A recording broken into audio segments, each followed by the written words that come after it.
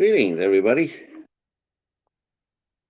So I thought I would go ahead and do a pop-up like this and do a work and maybe talk a little horror,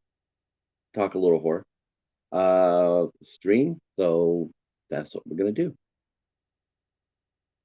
Let me go ahead and bring myself online here. Wow. I have to admit, it is different, doing it sideways. Um, so right now I am prepping tonight's show. Um, we were talking to 3D Film Archive owner and operator Bob Vermanik tonight at 8 o'clock, and I got something to show you.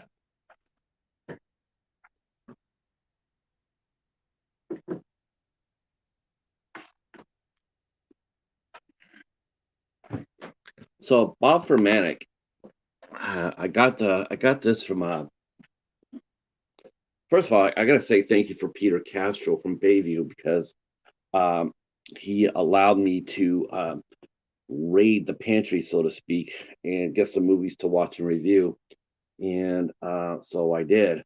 And one of the things I asked if I could watch and review was Robot Monster, which I have. It's on my channel. Uh, this is so cool right here. Uh, this is sort of like the criterion of film restoration. The company, 3D Film Archives, they take public domain movies or movies they can get a hold of, they can acquire the rights to, or in this case, maybe Bayview had this and then they asked them to restore it. I don't know how that worked out. Well, we'll find out though tonight, 8 o'clock Eastern time, 5 o'clock Pacific. So, so they went ahead and got this. At the time, it did really well. This movie was a box office hit. It made over like $1 million at the box office. It was tremendously popular. I guess think maybe because maybe 3D was just coming into the public's eye. It was sort of like a fad or whatnot back then. And but this movie got made for next to nothing, and it made a lot of money. It's probably one of the reasons why it got picked for restoration. Uh, so not only is there like a ton of love thrown into it as far as special features go, um, you can see there's a ton of special features. Hey Rob, how are you? Glad you're here. Glad you're here. We're just talking a little bit of Robot Monster right here. So this is from 3D Film Archive right here, and they restored Robot Monster to its beyond its former glory. It's really really top notch. And so the gentleman who did this, he's coming onto the show tonight. So one of the things that Bayview did is they actually included a pair of 3D glasses with the movie. So if you buy this film, you can watch it in 2D or you can watch it in 3D, and they included the glasses with it. This is definitely a labor of love. I mean, this is like I said, this is like something you would get from a Criterion or maybe even some of the other boutique labels. I don't know anybody puts that much effort into it other than Criterion, which is why Criterion stands out. But they do a lot of linear liner notes and and a lot of special features. So this is what we're going to be talking about today. One of the things we're going to be talking about today. I don't know if they have VHS. I will have to ask them that. That's a really good question. I don't, I have to ask. I'll have to ask Peter that, or Bob tonight, for sure. That would be cool, though, wouldn't it? If it came out on VHS, they had a special VHS edition. That would be cool. I know some companies will do that. They'll put out a limited edition of VHS tapes. But this is the 70th anniversary of this film. This film came out in 1953, and here it is, 2023. And I got to tell you, I was, when I watched it, I knew it was an old movie. Those old science fiction movies were fun as hell, and it really was. Um, they even included some of the poster work from the movie itself, which if you type in Google, you can do that as well. You can see some of the work that they did into the posters.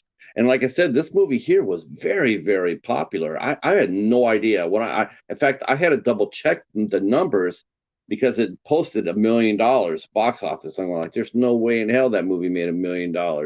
But lo and behold, it did. It was very, very popular, and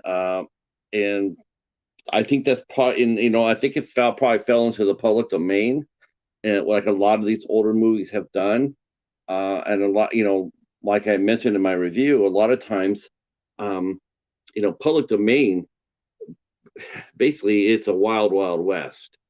If you wanted to copy, if you wanted to copy, get a copy of the movie, let's say you wanted to grab a copy of Robot Monster, you could probably take a copy of it from YouTube. If you could transfer it onto a disc, like a DVD disc, you could actually release it without paying any licensing or any IP fees. You could do it yourself. You just have to pay for the cost of of making it and distributing it. But you don't have to pay anything for the movie itself. It's wide open. So sort of weird how that works, right? So right now, what I'm doing is I am on Facebook, and anybody who's in some of my groups,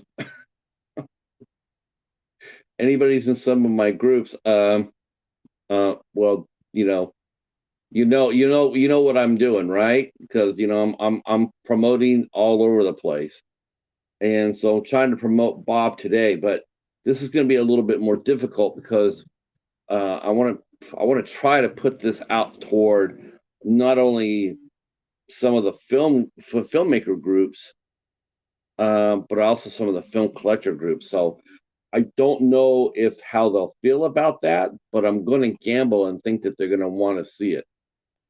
Um, this is a sort of interview that when people say that they love film, like I love movies, I love collecting physical media. I'm all about I'm all about physical media. I'm all about collecting and everything else.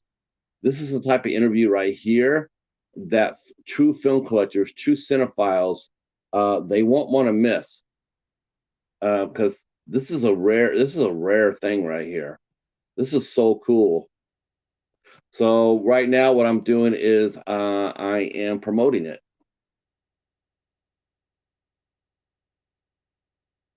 So I have a ton of groups on Facebook. I got a ton of groups, and some of you probably have seen it. See me post in there. I Some groups talk about self promotion. I don't self promote myself at all. It's always been just who I'm talking to. And to me, it's like, I'm not telling you to come to my, if it was just me saying come to my YouTube channel, I totally understand that. But I'm always pushing somebody else. I'm always. It's all about the guest and the chat. It's never about myself. It's always about the guest and then my chat. Morning, Echo.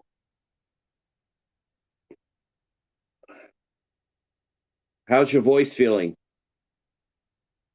Is your voice in good condition? If it is, I'll have you come on up if you want to. While I promote Bob Fermanic. Okay, good. Rob, do you want to come up as well? I'm going to go ahead and I'll go ahead and get a copy here, and then I'll throw it in the chat, and you guys can come on up.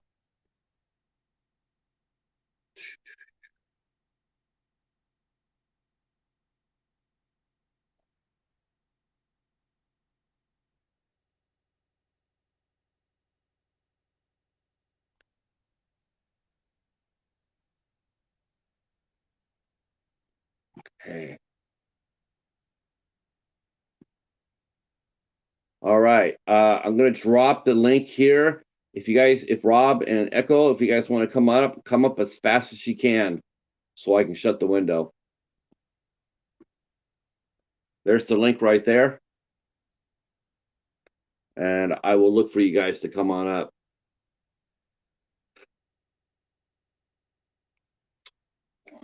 In these work streams, I like to have a co-pilot because I'm also doing other things while you guys help me keep the chat going, like promote Bob here.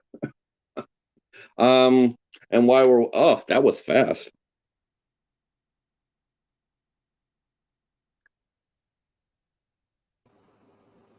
Morning, Pat. Morning, Pat. How you doing, man? Oh my God, it's the two Pats. Oh shit! Run, Oh, run! it's The Pat. It's wolves. Patty. Two offbeat patties right here, right now. I've never been on live this time of the morning. Oh man, that's right. It's early for you, right? Yeah, it's 9:15. It's my day of getting my psoriasis treated. Weekly Oh treatment. man, you know what? Mine moved.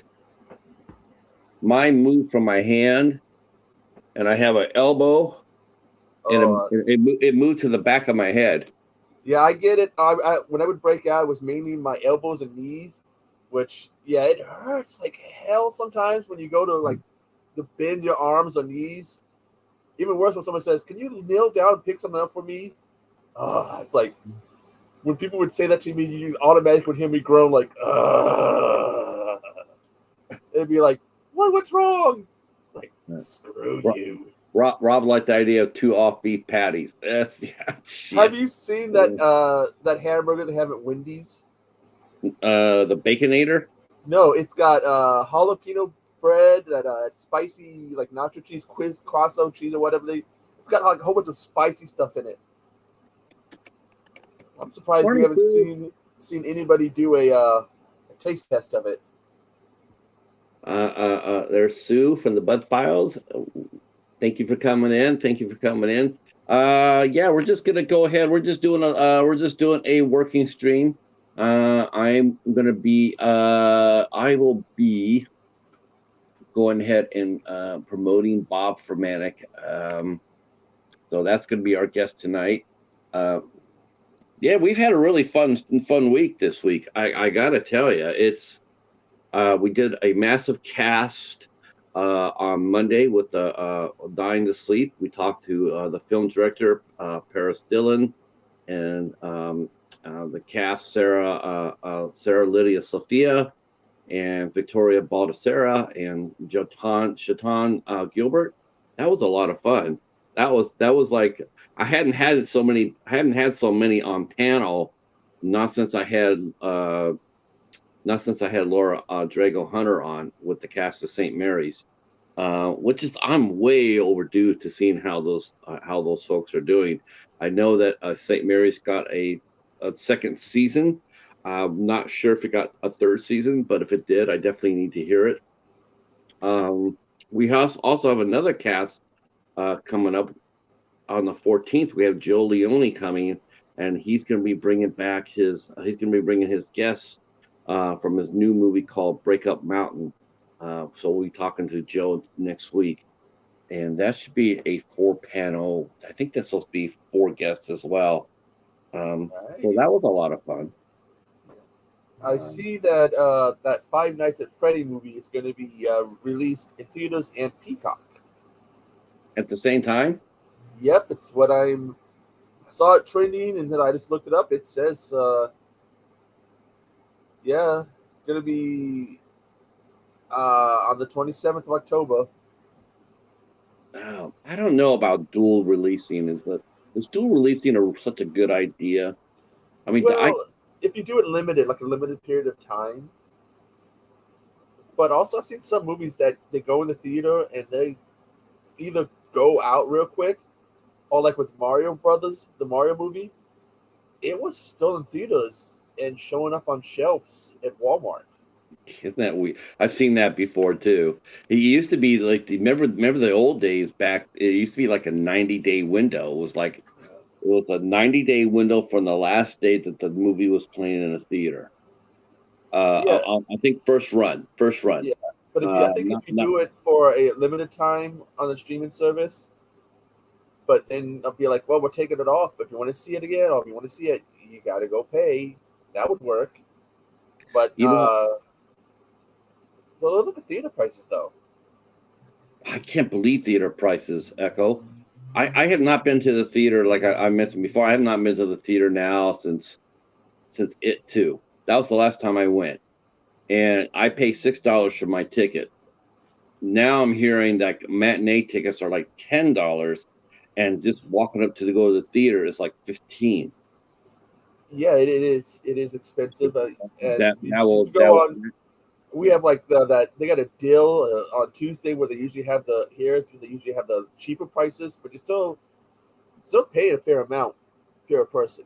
Even with my mom getting a senior discount, it's still yeah, wow. that just that killed it for me. When I heard that, I heard that, I said that's ridiculous. But they have, what was it, earlier this year? They had the National Theater Day or whatever that was, where it was cheaper. I forget how much it was.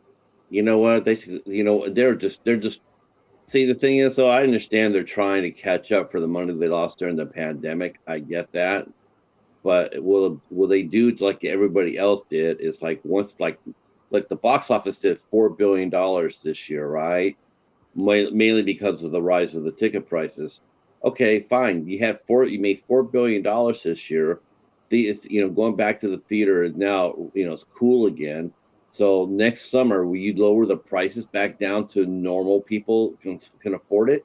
Otherwise, I really do feel like this is going to be an aberration.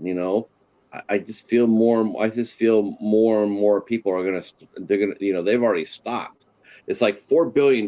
Sure, they made $4 billion, but look at the prices compared to the people, and you'll find out that actually less people paid more to go to the theater. And And you got to think about it. It's like, what do you want? Do you want 100 people paying $15 to go to your theater, or do you want to have 300 paying $9 to go to the theater? and what I I'm personally want the wondering, 300. the one theater I go to Tuesdays, that's when you see a lot of the senior citizens, the older people come in. Well, now we're seeing, summertime, it's going to be the kids. I wonder how that's doing. As you know, senior citizens are not going to want to sit there and put up with a bunch of, screaming and crying, and this kid can't, do what he's told, or she's told because mommy and dad let them do whatever. Yeah, you know what? That's something the studios have gotten away from too. Not only have they gotten away from horror, from romantic comedies, they've also gotten away from kids. There are Uh, so rare kids movies being made today. I I mean, think it sounds like Turtles might be the PG old. or PG or G. They're so rare now to see that. What's the Turtles movie rated? Which one? The The new Turtles Turtles? movie? Yeah, Mutant Mayhem. That's a good question. Probably PG-13. Probably PG-13, I would think. Let's see. Uh, I can't even remember the last movie that came out that was PG. PG. Maybe That's a it's PG. PG. Okay. I So think that's the rare thing. I mean, the fact that we even have to ask, like, what was it? It tells you everything because we would know something like that, but man, PG movies are rare beast. yeah, and right now, off the top of my head, the only movies a kid you might see it is what Blue Beetle, the Turtles movie. I don't know if they. Well, maybe the Barbie movie. I tell you what. Like I mentioned this before, and I'm going to mention it again. Um, like I look at a lot of movie sites on the web. And I gotta tell you, the majority of them, and I'm talking about you, Cinema Blend, and you, Collider, you guys are shit. You guys are nothing but shit. Um, they go around and they seem to absolutely just thrive off the fact that a movie's not making its numbers. And it's like, and they always use the word bomb over and over. This movie bombed. This movie didn't. It's like, wow. You know, all you're doing, you're just reinforcing it. So when someone like myself comes through and is going there, all they hear is that movie didn't do well. Well, any chance that I might have about going to see it, you're helping kill that because you're being so negative. Um, why not just review the movie and leave it as that? You know, I mean, if you want to, if you want to report on its box office, that's fine. If you want to sit there and say, yeah, Indiana Jones made $7 million last week, and here it is in the eighth week of release, it's made $7 million. If you want to compare it to the other in other franchise movies, you can do that. But of course, you got to factor in the ticket prices as well, and then go ahead and report that, but when you sit there, like they did this for that Disney movie that came out, Elementals, I think it's called. They came Yeah, out there, they came out there and they buried that movie.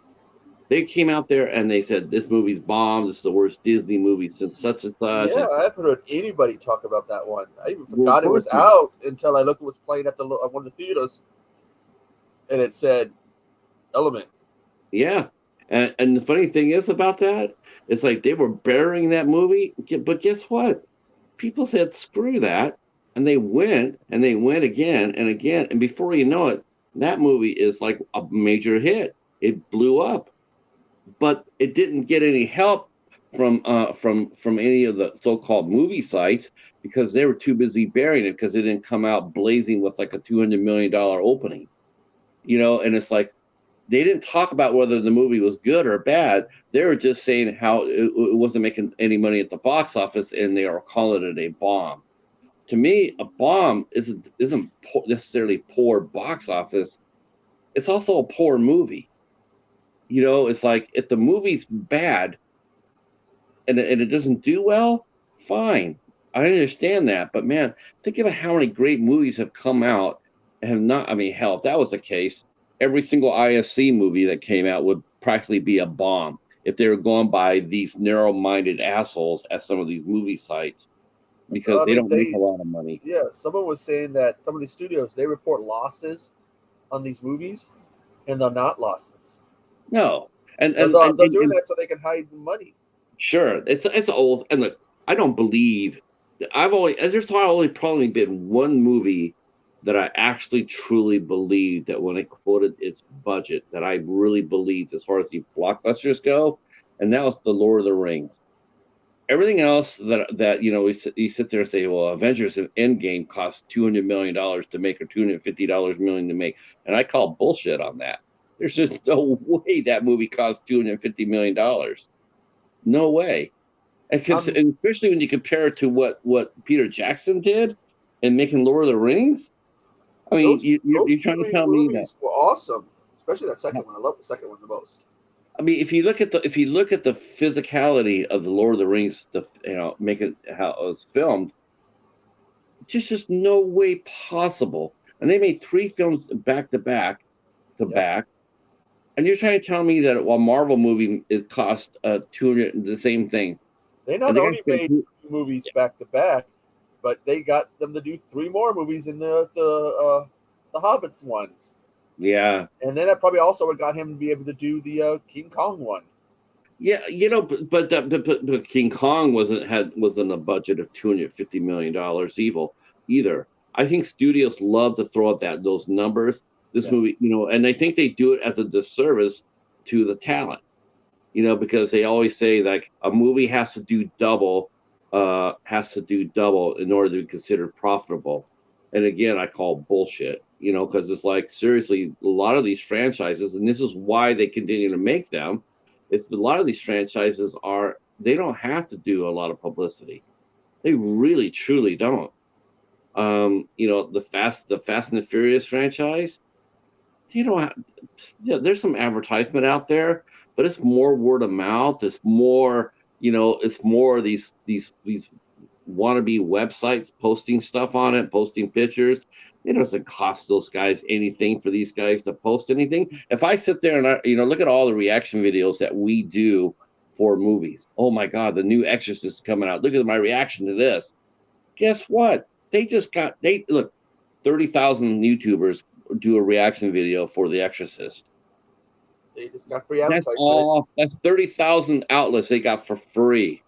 Yep. Do you really think that they need to spend that much money in advertising as they used to? Hell no. They can Word of just mouth say and they, social. yeah, Yeah, they can just say they are while they pocket the money. no, that's exactly what they do. And then look. If I'm a media guy, right? I'm running a studio, and this is one of the things we talk about when with some of the actors and directors on Eight Questions with. Listen, if you can get a social media person, let's say you give Mr. Beast, right, and you're in charge of publicity for The Exorcist, and you contact Mr. Beast and sit there and say, listen, you know, I'll give you $25,000 to attend the premiere. Here's 25,000 to a premiere or charity or whatever. Just come on out to the premiere and talk about it with your following. Bing. That's You don't have to pay anything. Look at it costs what? How many thousands of dollars to do a 30-second commercial? Uh, Hundreds of thousands. Like maybe like in the network TV. Maybe if you do it during NCIS, it costs you like 80, $90,000 or more. Or you can pay $25,000 to somebody like Mr. Beast, have him go there and pop it out, and he'll be happy to do it. And you let him come in to the show, and he takes as many pictures as he wants. Let him hobnob with the cast. You've gotten yourself, $300,000-$400,000 worth of free publicity for nothing. So these studios saying that they have to, well, Avengers, because why would you take such a risk? If Avengers cost $250 million to make, and you got to at least double that before you start seeing any profit, that's $500 million that you're gambling on. Who in their right mind is going to do that? There's no guarantee. There's no guarantee you can walk out, because what happens if you make that Avengers movie and all of a sudden China shuts its door on you and says, yeah, we're not going to watch that. We're not going to put that out. You're only going to do like, $200-300 million domestically. You're counting on the foreign market to carry your movie to be in profit according to the rules. But what if China says no? Because that's where everybody goes to make a profit. Yep. Their movie has to go to China. If it goes to China, didn't they delay one of the Bond movies because of China? Yeah, they did. They're not letting they delayed Mission Impossible. Of course, Mission Impossible is really upset because Tom Cruise is really pissed off because he was trying to get IMAX screens for Mission Impossible, and there's only a certain amount of those, and he could not get the screens. They gave it to Barbie and then Oppenheimer, and he's trying to get the movie back. I mean, because that was supposed to be the summer movie. I mean, the Mission Impossible was supposed to be the blockbuster, but of course, Oppenheimer and Barbie crushed it. Yeah, that's what they called it. What, Barbieheimer? Yeah, you know what? God, such a oh.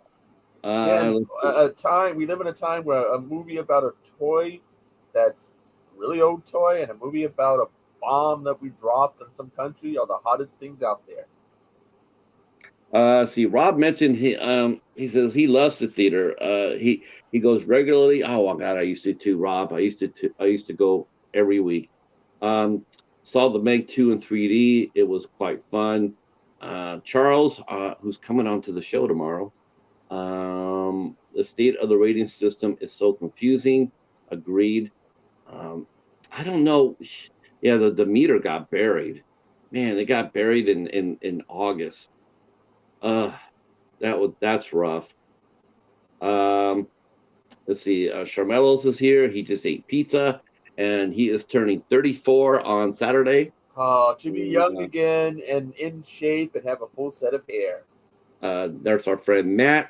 Just walked in through the door from the UK. Hey everyone, good to see you all. Good to see you too, Matt. Yeah, we're having fun here, talking movies, and I'm promoting the show for tonight. We're talking. I just uploaded my first video coming back from my break. Yeah, I'm taking a break in November. I gotta do a video because I was telling Max, because I've been, my problem with the postal service. The movie should be here today, but this has been going on for a while, so I think I'm going to do a little rant video talking about my issues. I don't blame I don't blame you. But look, this thing went to the main post office in my area to a place called, instead of coming to my town, it goes to a place called Gold Bar, Washington. And I had to look that up. That's over 3 hours northwest of me. Then to Seattle, then to Kent and Wenatchee, then to the other freaking side of the state. Like, good Lord. I know. I was thinking about that too. I'm going like, man. I said I just got done sending. I sent Hobbs a care package too, and I'm sitting there going like, oh boy. I've been hearing Echo's problems. I'm going like, does this mean the post office is going to be going wacky? Well, it's done before. Remember, okay, Casey sent me that video. I think it was a Godzilla movie, and it sent it to Alaska, not to Washington State. And remember, it sat there and we were telling jokes about it sitting on a fishing boat. Hey, Steven. But it was like, it's just. Oh shoot! Hey, Steven, how are you? Okay, he's on the bus. He'll be there by 5. Let's see. Just to say, I spoke to a friend of Ben Wheatley. Basically, a case of if you want to get paid, you have to make movies in the U.S. So you end up with Ben Wheatley making the Meg 2. I'm not bad at him either. I have a Ben Wheatley movie. I'll even show it to you. I think it's fun. It's a fun movie.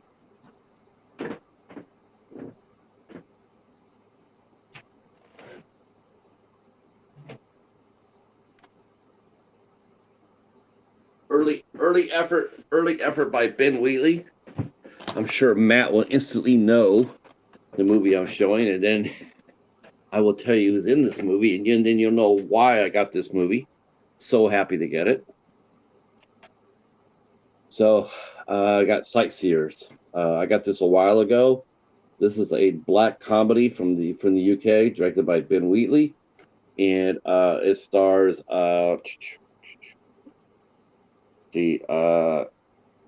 Alice Lowe and Steve Oram. This is wicked movie. That is dark, isn't it? It's funny, but it is dark. Oh, yeah. It's definitely a banger though. Definitely fun. When it comes to the UK horror scene, I know I've watched the old Hammer films, but otherwise, the Cockney vs. Zombies, Shaun of the Dead, which, by the way, freaking loved Cockneys vs. Zombies. Oh, how was that? Was that goofy? That's the one. I use that clip where I talk about maybe. I say the scene that said I laughed at. That says I'm going to hell, where the guy picks up a baby. It's a zombie baby, and he does a field goal kick. I lost it watching it when he kicked the baby and it hit the billboard and bounced off it. Came to the conclusion, I'm going to hell for it's a CGI baby. I'm going to hell for a scene with a baby getting kicked. Laughing at it. Let's see. Matt's mentioning. He's mentioning Host, Saint Maud, Censor. I might go ahead and check out Censor next week. I thought that it hit the library, but I might rent it out to watch it. I've heard nothing but great things about Censor. Every time I see because I know there is another movie called The Host that one is probably talking about. But every time I see that movie about a movie named Host, I keep thinking about the one monster movie. Yeah, that one's called The Host, whereas this was just called Host. I think I've seen the Host on Hamilton. I think. It might be. Yeah, it might be. Yeah, I picked that up from my video store before it closed. The British film and yeah, that's one good thing about the you know what, the Irish will though. The Irish will fund horror. I know that the Devil's Doorway was funded by the Irish, and Australia does too. Australia will fund horror. I actually picked up that documentary, Not Quite Hollywood. Have you seen it? It's about the Ozploitation movies. Hmm. The reason why I'd seen it before, I go, I just got to pick this up. It's an interesting documentary. Man, I just got done reading somebody's review of Host and Dashcam. Oh man, they took the skin off of him, off both those movies. They were they were whipping it. Brutal. Oh, they were not nice to it. Neither Uh-huh. one of the movies. Well, it wasn't the it. Well, they were mad at they didn't like the director, and then they did not like they didn't say anything about the cast of hosts, but the star of Dashcam, I guess, is some woman. I guess she's I don't know if she's a true actress or she's a social media star, but I guess she was in Dashcam, and they just savaged the shit out of her. Man, I was like, phew. Did you send them like did you send them stitches and band-aids for their along with your review because you shredded them? Yeah. Yeah, you know what, I'll watch anything. So I got Host. You know, it's just one of those things where I have to. So you'll watch anything? I do. You know, How about Birdemic I'll 3? I'll show you what I watched last night. Birdemic All 3? right, yeah, because I can hear in your voice what you're thinking, and you know what, you know what, whether you knew it or not, Mister Echo, you're damn right. I did. See, I know you so well by your tone of your voice. You I knew know that exactly what you were going to say. Hallmark needs to do a Birdemic movie. Then it might actually be entertaining. Ladies and gentlemen, you just saw me blow up the Echo because he was Hey, trying to get on me for the Hallmark, and I did watch a Hallmark but last night. I'm saying if Hallmark did a Birdemic movie, it would be entertaining and actually have a budget, make it Uh, decent. I'll tell you what. I tell you what's really funny about this one, though. I'll tell you this is from 2012. I'll tell you one thing. This had a little bit of Who's in it? stealing. Joey Lawrence, a lady named Emily Hampshire, who I never heard of before, and Mary Lou Henner from Taxi. Let's see who else they mentioned. Nobody else I really know. Nobody else I really know. I've only seen this Emily Hampshire. This is the first time I've ever seen her in any of the movies. But Joey Lawrence right here, Joey Lawrence is he's actually really good. He was good in this, and I caught him in another movie that Min Collins made called Hitman or Hit List or something. Loved it. It was a romantic comedy about a woman falling in love with a hitman, and it was really really good. I mean, it was really good, and I was like, man, you could do another one of these. I would be there for it. Um, Hey, I wonder what happened to Joey's brother. He had a younger brother. um, I don't know. I just know that I had not seen Joey Lawrence do a Hallmark movie in forever. I have not seen, like I said, this is the first time I saw this girl too, Emily Hampshire. I never saw her before I watched this either. Now I know Mary Lou Henner is a regular. She's done a ton of Hallmark movies. In fact, she did one of the movie series they did, the Aurora Teagarden Mysteries, which are a lot of fun. Um, let's see. Matt is mentioning Money Plane, the Lawrence brothers' finest hour. I have a feeling someone is tweaking us with that Lawrence finest hour. I don't know. So okay, Matthew still acts. It looks Oh like. yeah. Oh yeah. What about Andrew? It looks like they have a podcast. One of them.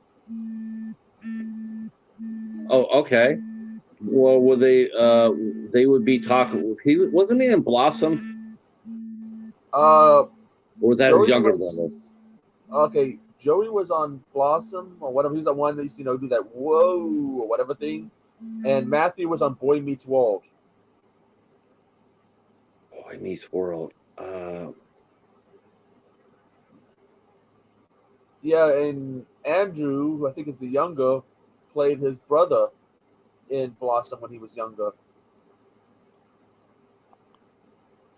Oh, well, now. I thought there was two. Cheeto down, Cheeto down. Call 999. Save the cheetah, save the cheetah. Ooh, on the star? You can talk about Birdemic. Bad movies. Bad movies. What's everybody's favorite bad movie? I'm a killer tomato guy. You know, the killer tomatoes.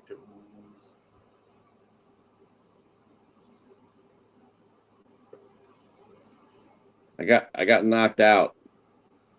See, we call 999. We call 999, and they save the cheetah. That's right. That was cute yesterday. We did our interview with Stephen King Simmons yesterday, and his dog was stealing scene. Holy shit! You got to go back and watch that. His Yeah, dog was in his dog was in the background chomping on his toy. You could hear that little squeak toy throughout the interview. It was cute as hell. yeah. I gotta put that on my watch later list because I got a little bit busier than I thought it was yesterday. You know what? You should be after today, after you and I are done doing this, you might need to make a banner yourself though, man. I hear that Butch Patrick is coming, right? Oh yeah, and I was like, at first I Yeah. forgot who he was until I was looking at the pictures Steven did, and then I saw that one picture and said, "Oh Oh, shit, really? there's You that." forgot? Oh, Yeah, it's like there goes the butterflies. yeah. That was cool, man. He said he got Butch Patrick. I'm like, that's gonna be a lot of fun. That's Oh gonna, yeah, yeah. it's like so Um, much questions you can ask, but you don't want to step on toes because he's Hollywood. Yeah. No, no, there'd be a lot of questions. The one thing only thing I would say is just try to, look when you do your research, because I know you do, is just try to make the muster questions as little as possible. Little as possible. Because he's done other things other than that. So I would try to dance around that. Yeah, He'll he's be also done expecting, some singing, so sure, he would love to talk about that. Guaranteed. If you bring up his singing career and or or talking about conventions, about meeting different fans, or hell, you could even talk about some of the things he had to go through as far as being typecast and what stuff. He would open up for that. But if you sit there and ask all about monsters, and I'm sure you'll just get dry as toast answers because he's already answered those questions 10,000 times. but I'm looking at his Wikipedia and we see like he started with the two little bears. Oh, is that yeah, two little bears. Let's see, Phantom Toll Booth, Hmm. Dickie Roberts, former child star. Was that That was David his? Spade. Yeah, See, I would talk about that. Sounds like that would be a lot of fun to but talk he's about. also been linked to some other TV shows: General Um, Hospital, mhm. Bonanza, Yeah, Rawhide. dude, he did Guns. Rawhide with He did an episode of Raw. He did an episode of Bonanza, an episode of Rawhide, two episodes of Gunsmoke. nice, nice. There's a lot of meat on the bone to ask him without touching the monsters. Lot Oh of yeah, meat, lot of meat, and believe me, well, I'm not even kidding you. He will love you to death if you could, if people in the chat want He did Shazam, the to. 1974 He show. did. He did. That's right. He did do an episode. I have that series. I remember Oh, that episode. Yeah. Ironside. Oh my God, I forgot about Ironside. Man, I'll tell you what, this is funny, man. You know what? I didn't know this till I was listening to until I joined YouTube and I was listening to the Dragnet radio shows. I did not know that Raymond Burr had done about 30 episodes of Dragnet. Oh my God, he stole the show. Oh, my God. He played the Chief Backstrander. Man, he was just amazing. He was so melodramatic. Uh, it was so cool though.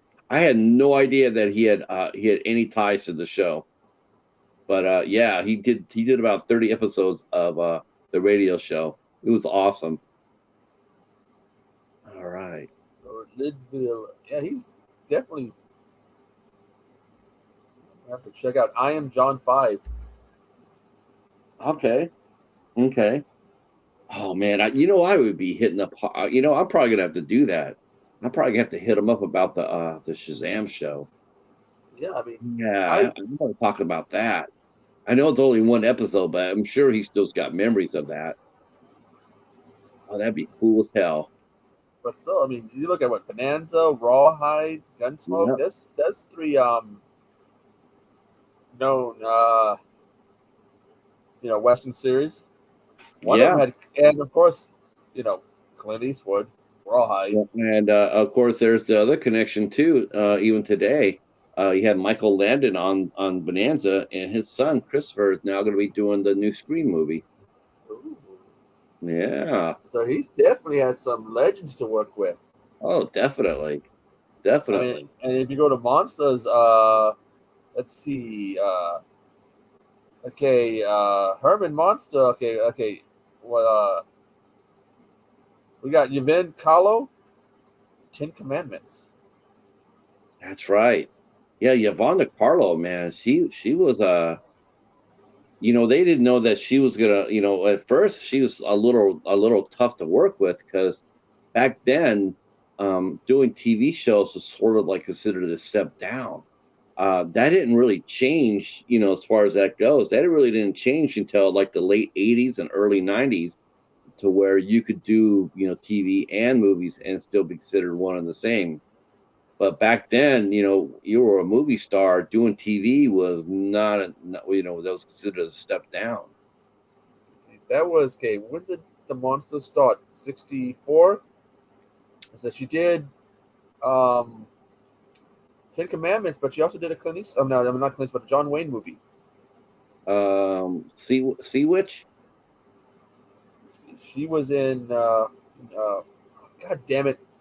It's one of my favorite John Wayne movies, and I can't even remember the damn name. That's a good sign. McClintock.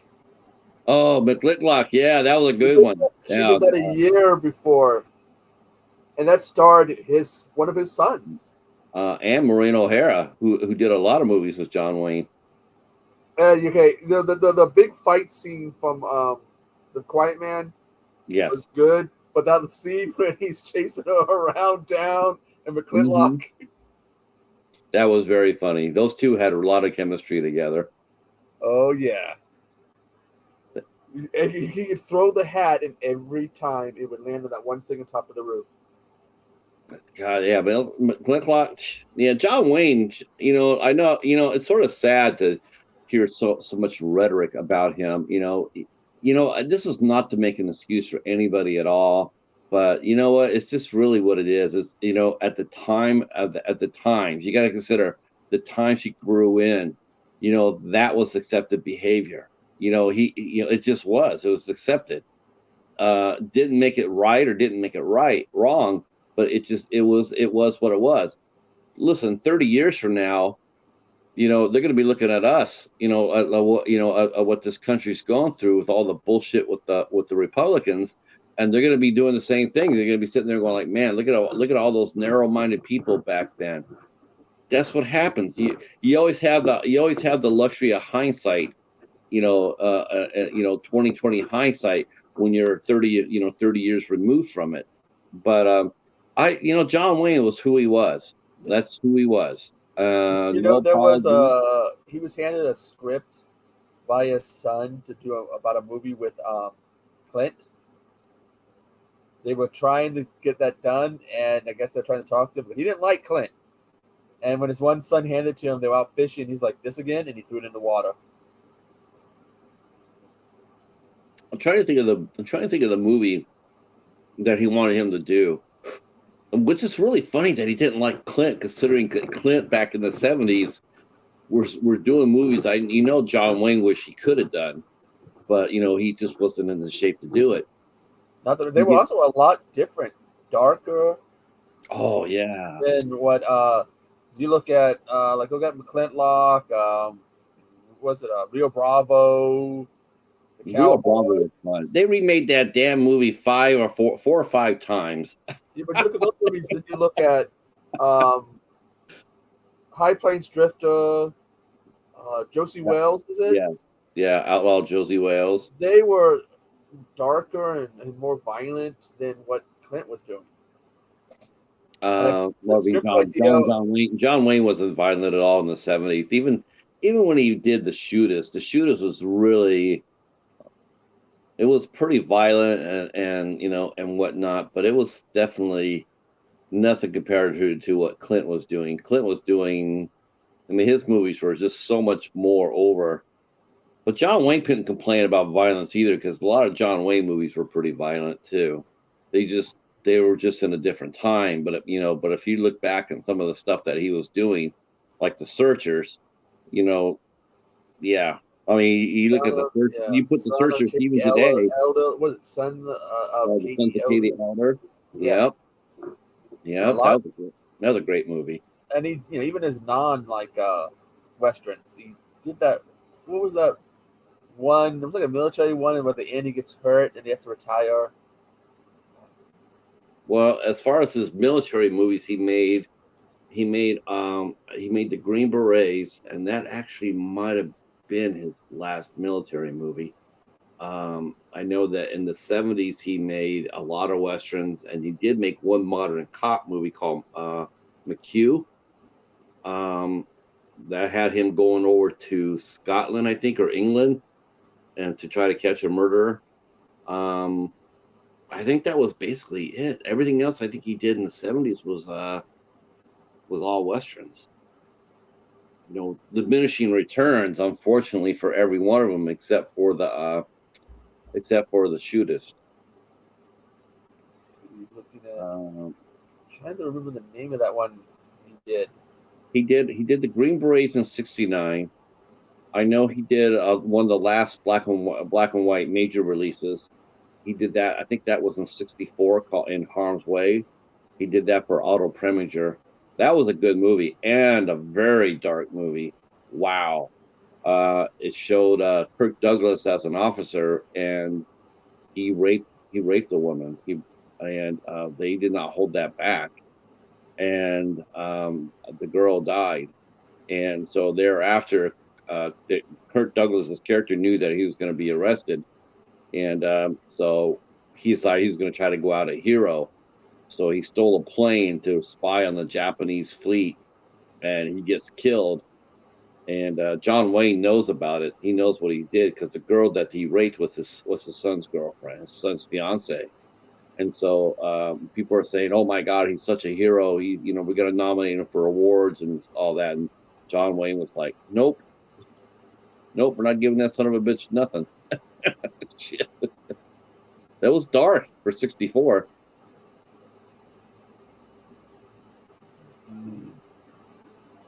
I'm looking at this. I have a copy, I think, of The Man Who Shot Liberty Valance. I have it on VHS. It was a great movie.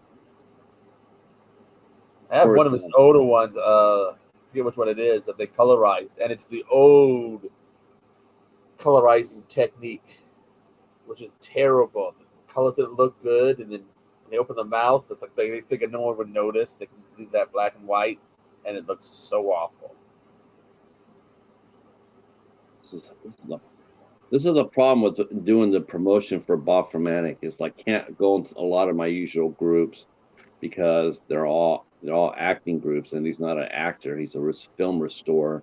So I have to go to like film groups, like collector groups, and hopefully they'll let me pop it in. It's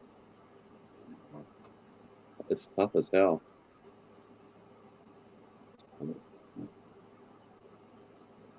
Do you have any 3D movies, Echo, in your collection? Let's see. Well, Holy, I got Jaws 3, and I don't know if. Let me look at my copy. I got Jaws 3, and I got Friday the 13th Part 3.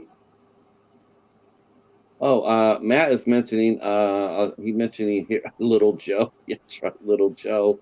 Let's see.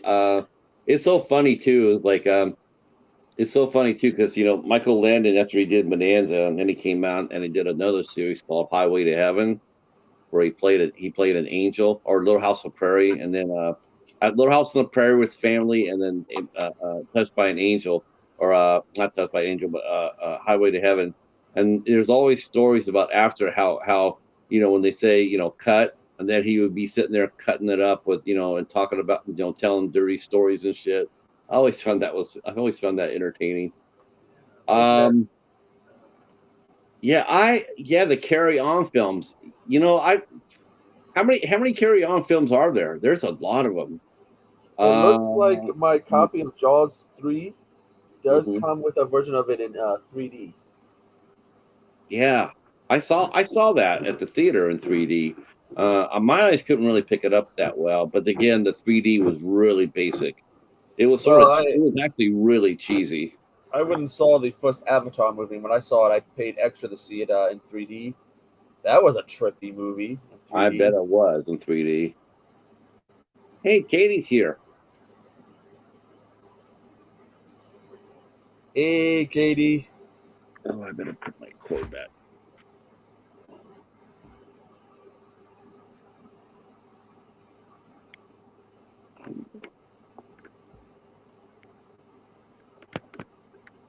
Yeah, I added your interview with Stephen King Simmons in my watch later list, so I can check it out later. Yeah, Katie's got an interview with Michael James Menard coming up. I think next week, so that'll be good. That'll be a great interview. Um, let's see, Jaws 3D, Jaws 3, the 3D sucked. The movie sucks anyway. Man, Charles, you can't say that. That had Iron Eagle. It had Chappie Sinclair in it. You You can't hate know, on Chappie. the one thing You can't about those movies, you saw this in the Friday the 13th movie too. A lot of those shots were completely done just to use the 3D. Like in Friday the 13th, the scene where they have the joint and they go, you want it, and they hold it forward towards the camera. right. Oh, the eyeball scene, the Jaws. I Oh, think it was a scene where there's an arm or something floating. The shark when it breaks through the glass. Friday the 13th. That was in 3D. That they had the same thing. They had a guy the last boy. He got his head crushed, and then his eyeball popped out at you, and that Which was fun. I say, if you look closely in that scene, you can see the line they used for the eye to right along. I'm sure you can, And I've especially noticed with. that since I was a kid when I first saw that movie. I'm like, what the hell was that? I love Jaws 3 too. Jaws 3 was fun. I mean, look at the cast of that movie though. Holy shit! I mean, They you had were Dennis Quaid, Dennis you Quaid, had Simon McCorkindale, who was pretty big at the time. They were trying to Louis push Gossett him. Jr. Louis Gossett Jr., who was very popular. You had Bess Armstrong, who at the time was very popular as well. Wasn't You know, the romantic interest of the brother somebody who went on to yeah, be good yeah, there? she was Dennis Quaid's. They were hooked up in the movie. Leah Uh, Jaws Thompson, 2 is very underrated. Jaws 2 is my personal favorite of the Jaws movies. Dallas Stalling, he was in it. Um, I have to go. I have to pull up the list that he was all in Uh, Jaws 3. yeah, I'm looking at it and I see his picture. I'm like, dude, he was in it. Yeah, Jaws 3 was a lot of fun. That was one of Dennis Quaid's first movies. Oh, you know what I saw? Speaking of Quaid, I saw on a convention. I guess there's a convention coming up, and guess who's going to be on a panel? Randy. Oh, wait a minute. Why is my phone acting up? God, my phone is acting up.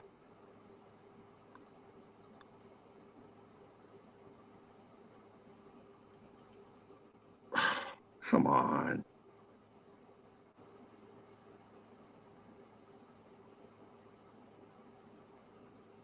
Oh, hello everybody. Give us Randy Quaid. Give us Randy Quaid. I want to see if he's still batshit crazy. That'd be funny as hell if he's still batshit crazy. Yeah, Jaws 2 is my least favorite of the four movies. but I don't hate it. Just don't think it's really a good follow up to the first one. It's a bunch of kids on some rafts being terrorized by a shark. The helicopter scene, the helicopter scene from Jaws 2 was pretty awesome. I gotta admit. That sucks. My phone keeps on bumping me off. Saying that helicopter scene from Jaws 2, that was an awesome scene. Dude, I still do the line. I still can remember the line. I remember they did the preview for Jaws 2 and they showed it on 2020, and it showed the two young lovers in the little sailboat, and one gets knocked off and the girl's like, "Swim, Eddie, swim, Eddie, swim faster, swim." You see that guy? He's busted his hump. He grabs the side of the little sailboat, and then he gets pulled down. And then I was like, but she's like, "Swim faster, Eddie, must swim faster." And I was like, made me laugh because so when Jeff Goldblum said the same thing on Jurassic Park, like must go faster, must go faster, and he said the same thing at Independence Day too. Go faster, must go faster. Swim, Eddie, swim faster. Yeah, Jaws 2 is my jam. Like it's my least favorite of the movies. It doesn't really feel it's that good of a movie compared to the first one. The other ones, I had more fun watching them. Dude, But I think the first one would have been really. I think the first one would have been really good if they would have added I remember watching Jaws the movie, and I didn't read the book till years later. same. And I read the book, and I'm going like, wow, why didn't they have this in the book? Because the book was so much darker. Oh yeah, Oh, the affair, yes. and of course the whole Moby Dick thing, which I guess they didn't want to put that in because the family owns the rights to that movie. We're like, nope. I was just like going like, man, this would have been so much doper if they would have had this in here. They would have killed Richard Dreyfuss and had the affair, and it's like Don't forget the mafia. Yes, the mafia was in that. I thought the mafia was in Jaws too, wasn't it? I think yes, the mafia was in Jaws too, because his son was out on one of the sailboats. I remember that. Yeah, that was the hook in the second one. Hank Seros wrote the second one. Good writer too. He was actually pretty good. Let's see. I have still to this day have never watched the Jaws: The Revenge. Never once have I seen it, nor do I really want to. Though I will say, for the record, even though I've never seen Jaws: The Revenge, and I know how absolutely horrifying and putrid it is, it's still better than Superman 4. Oh, I guess the 16th is Batman Day. Holy Batman! This is when they celebrate Batman. What day of the week is that? That's a Saturday. Someone can do a Batman related stream. Okay. Hey, Gareth. I'm waiting for Gareth. I don't think Gareth has ever shown that movie. You know that? I don't think Gareth has ever shown that movie. Now that I think about it, which one? I don't think Gareth has ever shown Superman 4: The Quest for Peace. Ooh. Yeah, I've never seen Gareth shown that movie. Have they shown any of them?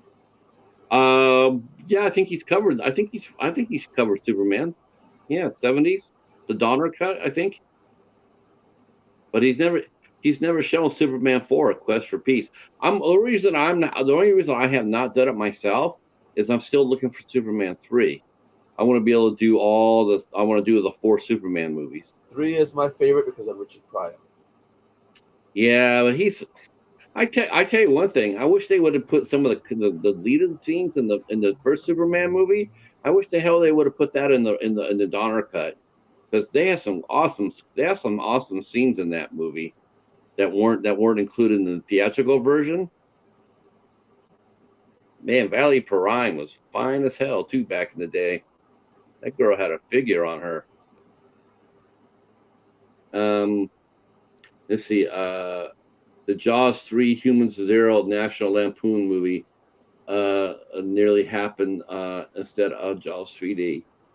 Yeah, I've heard about that. That they wanted to do a National Lampoon Jaws movie. Huh. I wonder if that was before or after Animal House, because I know that's where National Lampoon had his glory day with Vacation and Animal House.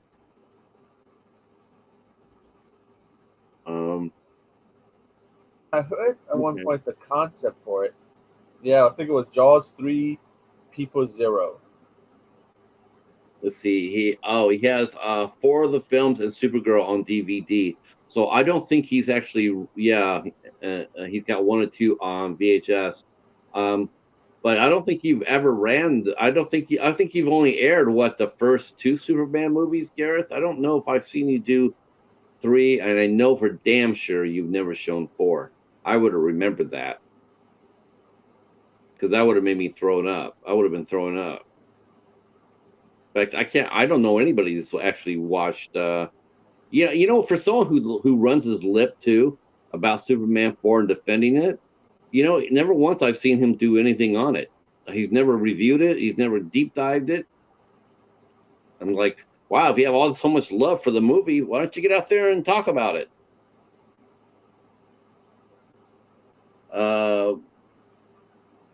But that's what I'm waiting for. I'm waiting for Superman 3. That's the only thing. That's the only reason I have not gone and done Superman 4 yet, because I had the Donner cut. I had the 1 and 2, and then I reviewed that. I reviewed that for my blog, so I've got that covered. But I have never been able to find 3 and 4. I was shocked when I saw 4 at the library.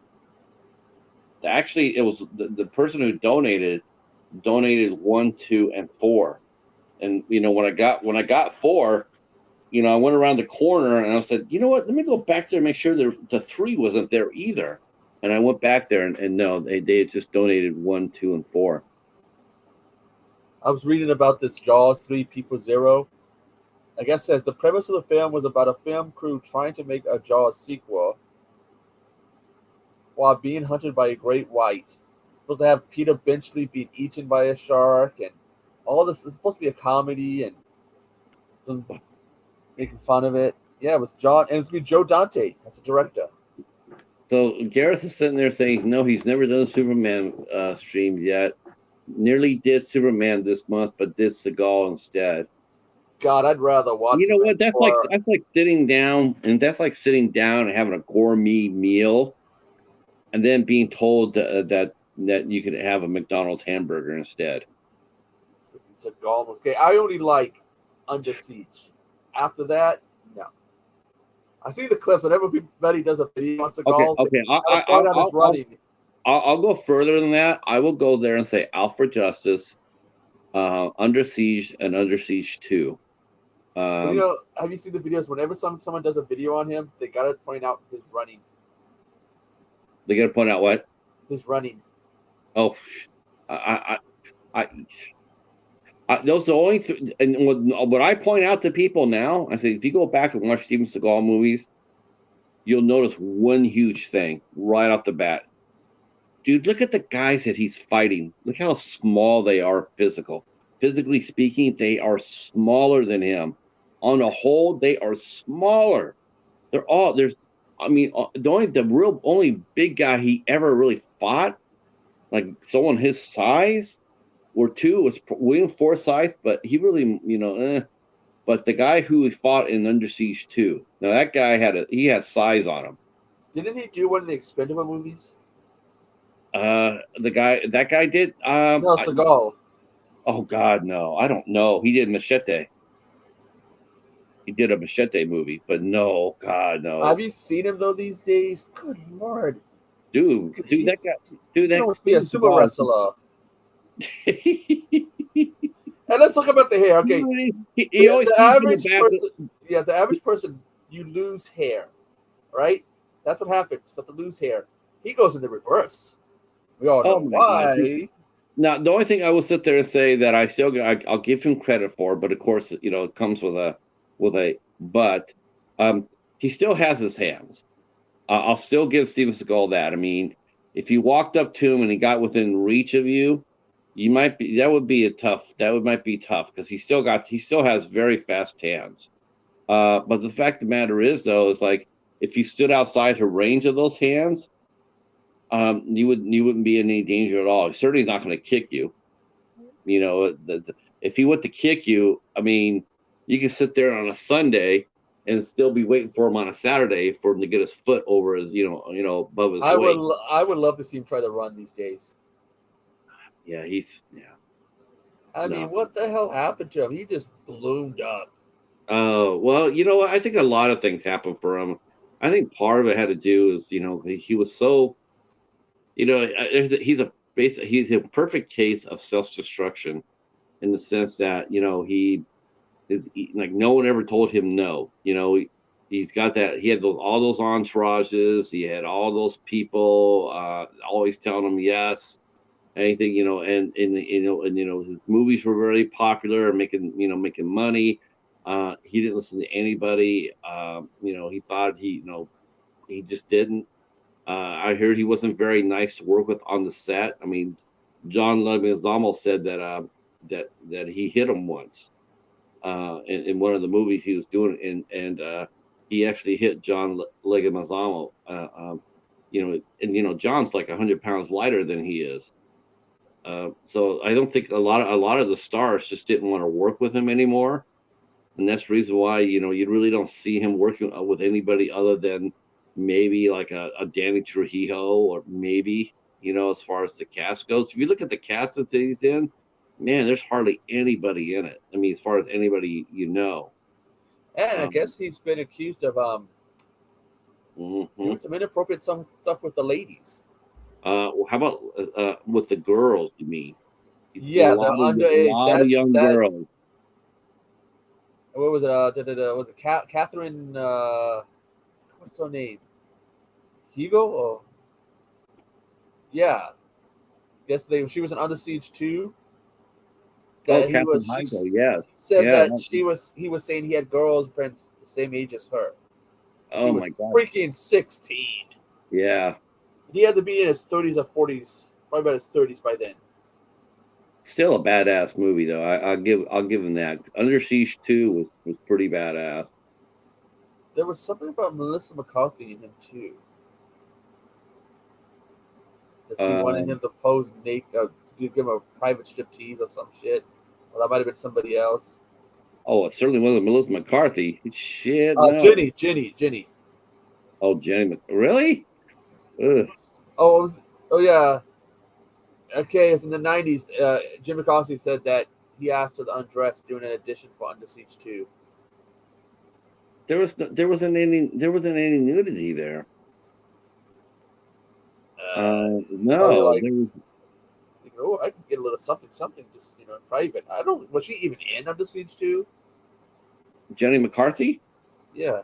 No. The only hot girl was in Under Siege 2 was Belinda Bauer, I think it was, and she was only in there for like the first. She didn't even have any scenes with him. Her character was killed early on when they were taking over the train, and that was it. There was no other. There's no other star on there. They got rid of the train passengers pretty early in the movie. Yeah, Um, he's a scummy guy, and I heard he had his issues with what should I say, John Claude had his issues with him. And there was yeah, something about he Nathan challenged him talked shit to a about. fight. He had a challenge him to a fight or whatever, tracked him to a club Mhm. or something. Yeah, those guys they had they were macho. I personally probably would have put my money on I don't know, man. I mean, John I think Claude. If my John Claude could understand. have kept him out with his feet, if he could have used his feet, he would have beat him. But I don't think. The Steven Seagal. I mean, as much as I hate to say this, wow, I can't believe we're actually saying this, but I do think that if he gets you within hand range, he could do a lot of damage. I mean, his Aikido is you know, and his Aikido it's interesting too because of all the disciplines you think that he would have learned, you didn't think it would be one that was a defensive system. Like Aikido is all about defense. It's all about you using your attacker's moves and strengths against him. I mean, if you look at all the Steven Seagal movies, he's not really going after anybody. He's letting them always come to him so he can react. And it's interesting because they come charging in and he just uses their weight against them. You know, he's like grabs them and but it's very rare that he actually walks up to somebody and starts throwing first. I want to say that the thing, it started in an interview. I think they were saying that Seagal did, and they asked him about John Claude, and he started talking smack about him, and John Claude didn't like it, I guess. Yeah, I heard that story. I think I think he said that he made John like he got John Claude all fired up, like I'll beat you in the backyard. And then he just took off like an hour. He took off, and an hour later, John Claude's looking for him, and he's gone. That was at Stallone's too, I think. Yes, funny as hell. That's funny as hell. And that says something. Basically, talk shit about somebody, get a fight going, and then yeah. So we can put public pressure on Gareth to do every Superman movie ever made. I can't believe he's doing Seagal. I mean, I don't know any. I mean, I know Gareth loves the '80s, man, but I like the '80s too, man. But I can't do Steven Seagal, man. I can only do those 3 movies. John, okay, why not Chuck Norris? Chuck would be cool to do. Chuck was great. Yeah, I could. If he did all Chuck Norris movies, I would be down for that. So would I. Chuck is wasn't my idea, Seagal, about the public pressure. Oh my God! Put the pressure on him to do every Superman movie. Shh, dude, I'm sorry about that. No, you don't. Trust me. That's how you end up doing a whole month of A24 films. Let's see. Yeah, wow. If I would have known that, Gareth, I would have rode to your rescue. I would have said, hell no, don't be even thinking about doing a whole month of Seagal. Shit, no. Who? I don't. You know what? Honestly, now that I think about it, I don't even know if Gareth and Pablo ever covered Seagal on the old AF reviewers. I don't think they ever covered Seagal. They covered Arnie and they covered Rocky. And they covered some of the other action movies, but I don't think they ever did Steven Seagal. How in the hell did he get forced to do Steven Seagal? Oh, hell no. Oh, I just can't. Ooh. Now, if you would have, oh. Who wanted you to do Steven Seagal? Put out some names. We want names so we can go to their channel and tell them to do Seagal. Man, that's terrible. Yes, give them what they want, Gareth. Yeah. Superman, man. Yeah. I'd like to see you do Superman 4. So what's this about you and Jennifer possibly doing Star Trek? Yeah, if she wants to do the Star Trek: The Next Generation, which is all the shows, whether it's the ones that I call the OG ones, which is the original ones that were on TV, starting with the original, going up to Enterprise, and all the streaming ones. Next Generation is my favorite. I that would be cool, but man, I don't think I would start Jenny on Next Generation. I would probably see how she would do with the Star Trek, the original series. That would fill some blanks in. You're talking like 7 seasons. You're talking like hundreds of episodes. I'm not sure she could actually. That's a lot. That's huge. And I saw Cal said he was with it too, and I'm going like, oh well, you know what? Maybe he could host. You should have him host the first season. So you want to do it? He does his streams mainly on No, Instagram. have him do it. Look, he can do it. He could do it on YouTube. He could do it on YouTube. Have him do the have him host the first season. You know, I've I never would tune seen in him for that. do it I would on. tune in I've never if seen him do a stream on YouTube. I don't think I have. he's got them. He's got like 5 or 6 videos up. He's done Yeah, them but before. I'm more used to him doing his live streams on Instagram. Yeah, but thing is I'll though, see him do Instagram you that. can't. Instagram's worthless for a deep dive because part of the fun It's of deep diving is seeing what other people are saying.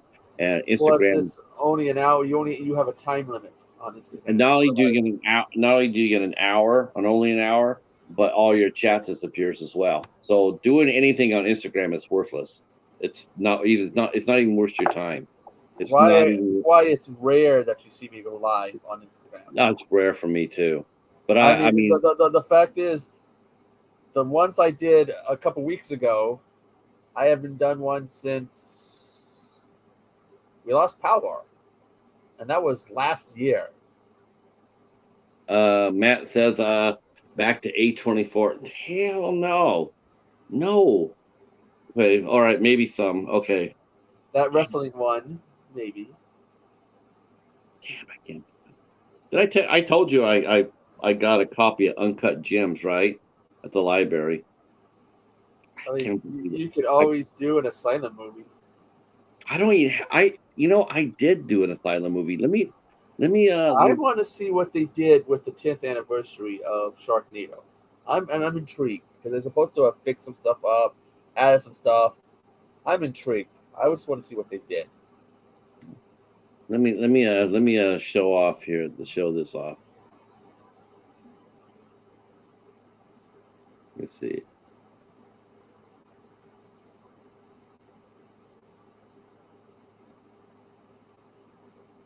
All right. I don't know how many movies I did.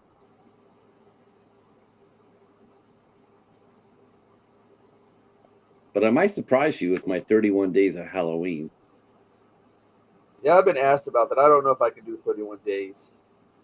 I'm doing it now. I mean, that's the only reason. That's the only reason. Whoops, that's not what I wanted to do. There you go. A month of Cynthia Rothrock. Dude, I would love that. Why didn't you do that, Gareth? Unless Hell, Gareth. a month of talking anime movies would be better than Steven Seagal month. Dude, anything would be better than Cisco. I really can't think of. Well, okay, except for Superman 4. But anything other than that is better than freaking Steven Seagal. Sorry, man, but Superman 4 is never gonna get any love from me ever. Let's see.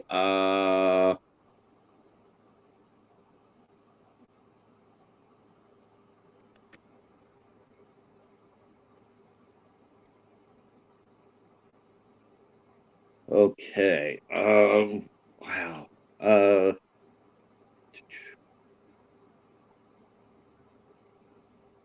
Let's see. Oh, Bobby. Oh, my friend Bobby Lapierre. Let's see. He did that. Okay. Let me see if I can bring this up here. Okay, so this was my fourth. This was my fourth interview or fourth film review I ever did. The fourth. But then again, you look at the cast and you tell me why I did it. Oh, who's in it? Okay. Yeah, Bridget Nielsen, Ooh. Vivica A. Fox, Arrrr. Christiana Loken, Zoe Bell, Ooh. and the aforementioned Cynthia Rothrock. Good cast. Yes, thank you very much. Do you remember when Vivica A. Fox back in the 90s when she was doing all those movies? Cynthia Rothrock. Vivica A. Fox. Oh, she's done a ton of Lifetime movies. Yeah, but like back at one point, she was all over the place. Oh, And you know now what? she does. This is not still a beautiful woman, but back then, I don't know what happened. I mean, she should have. And the thing is, though, if you think about it, though, it's really unfortunate because her and you know who else you could also put in that same boat as far as should have been, should have, could have, would have been a major star is Gabrielle Union. I mean, she did the Bring It the Bring It On movie, shot to stardom. She did Bad Boys 2, had a big role in that. Of course, Vivica A. Fox. I mean, dude, honestly, when someone says they went and saw Independence Day, I saw it 20 times.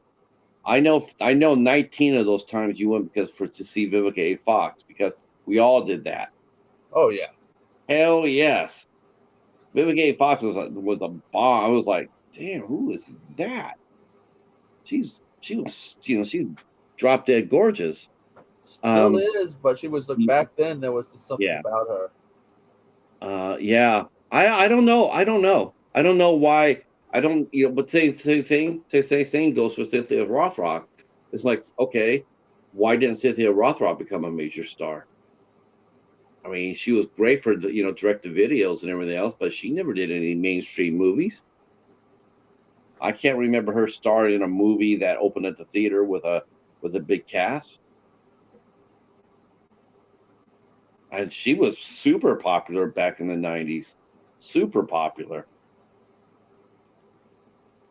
So, there's a number of actors and actresses that's so like you would have seen them in the 80s and 90s, maybe some of the early 2000s, and they were like exploding.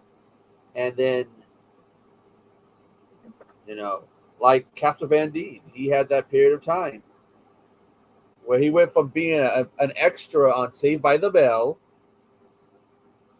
to a Tarzan movie to Casper Van Dien. Oh yeah, Starship Troopers to straight to video. Dude, the last major movie he did for the longest time was Sleepy Hollow. After Sleepy Hollow, he just disappeared. It was like he was like poised for greatness and then done. I to this day can't figure out can't figure it out. It's I never read or heard anything about. I never read or heard anything about him like being an asshole. Never heard about him having an ego. Never heard that. Never read that. And you're talking about Hollywood, but I can't remember anybody commenting about Casper Van Dien. Like not being able to. No. But he just disappeared after Sleepy Hollow. Yeah. He's just like. Who his ex grandfather-in-law was? I think he's been married twice. Yeah, he married the granddaughter of Robert Mitchum, but they're no longer married. So that was Catherine Oxenberg, and his daughter Grace is that's dude. That's Mitchum's granddaughter. One of the best Wild Eye movies I ever saw. In fact, I might even reviewed it. I'm not sure. Let me double check.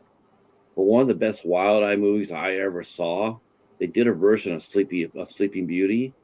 That movie was tight. It was with or was it Asylum? It might have been the Asylum. They did a one called Sleeping Beauty. In fact, now I think about it, it is Asylum. And I had Casper Van Dien, Catherine Van Oxenberg in it. Well, actually, he was in Alita, Battle Angel. Oh yeah, but that was like years. You're talking like that was like his first major feature in like 25 years. Yeah, 2019, and I'm just looking at some of the stuff he's done, but that's the only one that stands out.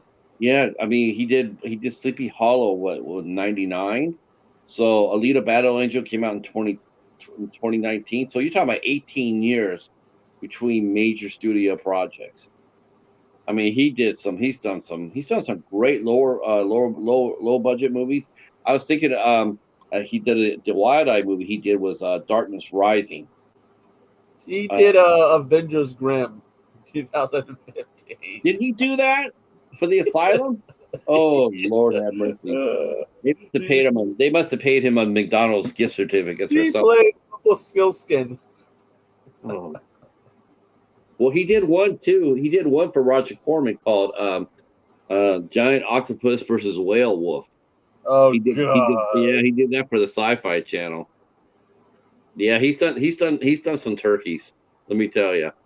But you know what? I have a feeling that if you went to talk to him about those movies, I have a feeling he would tell you some really fun stories about it. It's so Um, weird. Like I didn't even know that he was in Saved by the Bell, but it's after he started getting, doing that part where he's getting big, and they show it, and like he's just randomly leaned up against the locker room, watching the cast with a big smile on his face. I think the biggest person who broke from Starship Troopers, as far as that goes, I mean, there's the was probably Dina Meyer. I mean, she probably had the most. I mean, though Denise Richards did Wild Things, and she did the James Bond movie, where she just got riddled. She got criticized. I think that might have been her last major studio picture was The World Is Not Enough. Um, Oh, I had Jake Busey, Clancy Brown, and Neil Patrick Harris. I only heard in the Expendables movies. I only heard there was just one as far as being in the Expendables itself, and I heard that was Megan Fox. Yeah, she plays uh, Jason I Statham's know girlfriend. Charisma Carpenter was in the first one, but she played Jason Statham's girlfriend, but she wasn't a fighter. Um, Ronda Rousey was in Was one of them. Ronda Rousey? And there was talk at one point, a rumor of them doing an all female one. That was after the one that had Rousey in it. I forget who they had that they were eyeing for You would have that. had you could have put one with Rousey, Gina Carano. Um, you definitely would have had Cynthia Rothrock in that. There's just no way possible you could do a movie like that without her. Um, I mean, she'd be the Sylvester Stallone character. Um, I just can't I'm trying to remember think of who who they else. want. Who else? I'm thinking action. Girl action stars right now. Well, the thing Um, is, all if you look at it, these are all a lot of them were like '80s action stars. I yeah. mean, Well, if you're gonna do a female Expendables, then you have to do Michelle Yao.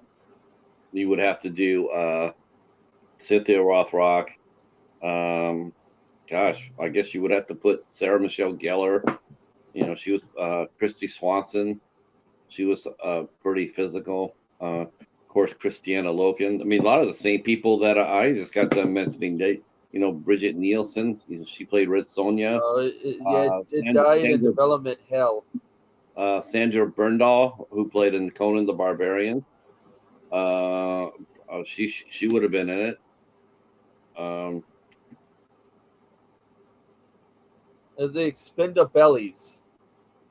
yeah, that would have been. God, there wouldn't have been that many. I'm trying to think of all the action stars. I mean, I don't know. I Uh, guess Mila Jovovich, Cameron Diaz, and Meryl Streep was suggested. yeah, Meryl Streep would have been interesting as their leader, but Yeah, I don't think she's ever done a physical movie. yeah, but let's see: Michelle Rodriguez, Angelina Oh, Jolie, Cynthia yeah, Rothrock, Michelle Yao. definitely. We know they're out there. It's just Um, he married a young lady named Jennifer Wenger. Now, I'm not sure about her background.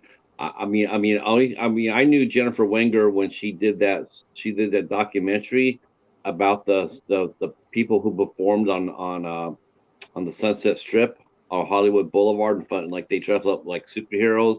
That's where she got her claim to fame. She dressed up like Wonder Woman, and they uh, they covered like four people. There was a young black guy who would always go out dressed as Hulk, and then Jennifer Wenger did Wonder Woman, and then the guy called himself Christopher Dennis. He said he was related to Sandy Dennis, but he never was. He dressed up like Superman, and then there's this crazy ass guy, and he was crazy, and he used to dress up like Batman. And man, I saw the documentary, and there's two things I discovered. One, there were some really nice people there. I mean, Jennifer has always been super nice. She was very sweet. You're rooting for her and for the young black guy. I mean, they were very nice people. But the other two guys, they were crazy. Hi, Snow. Lauren Jones from the WWE was in the Expendables. But I tell you, the one thing else, the thing I learned is like, man, I did not realize this. Yes, I'm here. I'm here. I see. I'm trying to think of who. I'm trying to think of. The other thing I found out about that documentary is like when you go down to, I guess, Las Vegas too. But if you walk down the street, and these performers are there, they basically try to extort money from you. Like if you're walking and you go to take a picture of them, or they'll say, you want a picture with me? I don't know how that works. I don't think they're not allowed to ask you. Yeah, if I look cute, I would come. Well, you know what? You know what? Well, you know, I'm going to come up. I'm going to be doing this. I'm going to be doing this a little bit more. This has been a lot of fun, actually. Have to be the one day while I'm up early. Well, me and Betty, we are going to be reuniting here once I get my ass to get another Blu-ray player, because her and we still got to finish out our John Wick series. Now that I had John Wick 4. You know, I've never seen those movies. I think it's just because I've never really been much of a Keanu Reeves fan. No disrespect to him. I like the first 3 Matrix movies. Did not like that last one. Did you watch Keanu? Which one? The movie Keanu with Key and Peele? No. Oh, that's terrible. That's such a great movie. That's so funny. I've been wanting to see that that movie about those people playing with a dead hand. Oh, was it Talk to Me? Yeah, I've been interested in seeing that. Yeah, now here's something about that. That movie actually was already made, and was already ready to go. And A24 picked it up, right, to distribute it. Actually, that movie is now the most popular horror film that A24 has released. It overpassed Hereditary. Shit, budget of 4.5 million, and they made 63.5. I say that's a profit. Oh, wait a minute. The studios are going to go, it is not a profit. Dude. That's not a profit? It made over 10 times what you spent. Oh, that's not a profit. It only made 3 million. Ignore that other 60 million. No. Ignore that new yacht I got that cost 60 million. How about Bonnie Aarons suing Warner Brothers? The lady who played the nun in the Conjuring series. Oh yeah, I heard about that. What's going on? Right before the Nun 2 was released, she filed a lawsuit saying that she was not being paid properly. She didn't get properly paid. It's like, let's see. Yeah, I was totally bummed when I heard that. I'm like, how the hell could you not pay her what she's worth? She's definitely the one of the stars of the movie, so pay her money. You're not getting the Nun 2 without her. Speaking of strange cast, that film Roost, What Comes Around, has so many famous child actors links. Let's see, Amy. Speaking of child actors, you know what I got reminded of when I picked up my copy of The Gate? I freaking forgot that Stephen Dorff was a child actor. I tend to forget that. Dude, Stephen Dorff looks so much older than what he really is. Yeah. But you know, That I he's like, forgot. what is he? Like he's like 50 and he looks like 70. Yeah, but I really did forget that he was a child actor. So I was looking and going, that person looks familiar. I look back, oh yeah, I forgot about that. 'Cause I don't think I hear much people talk about it. Well, don't talk about him. Period. Oh, Steven Dwarf? Yeah, I don't think I've heard many people talk about him. Yeah, I have not really seen anything that he's done lately. I know he's done some good independent films, but like I said, I mean that guy, he's lived life rough. He looks old. He looks way older than what he is. I would like to talk to that guy though. He's had a really interesting career. I guess The Gate is his debut. Yeah, he's 50. Yeah, but he looks like he's 70 though. That guy is, he's probably because he smokes so much. Smoking just ages your ass. Let's see. Oh, he was in Judgment Night. Okay, it's been a while since I've seen Judgment Night.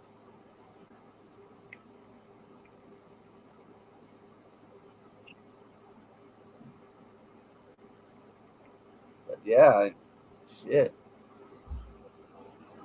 You know, he wasn't in the sequel to The Gate. I guess it's because he took. It looks like he took a gap. Yeah, he's done a lot of independent films. But no, okay, The Gate was 87, and he didn't do another one until 92 because he looks like he did TV mainly between after The Gate. Oh, I did that. I forgot about that. He did. There was a Leave It to Beaver in '85. Yeah.